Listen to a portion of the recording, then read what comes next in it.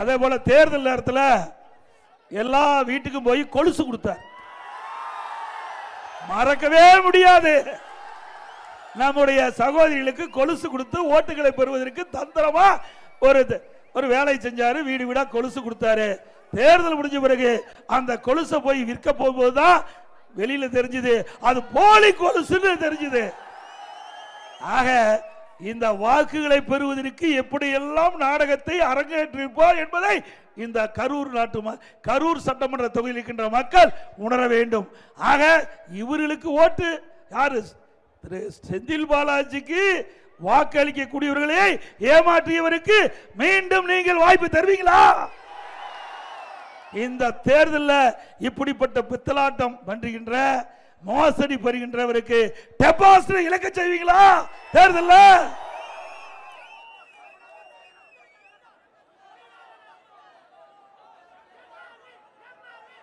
அதே போல இந்த எழுச்சி பயணத்தை தடை செய்வதற்கு, இதை முடக்குவதற்கு எவ்வளவோ அவதாரம் எடுத்து பார்த்தார்.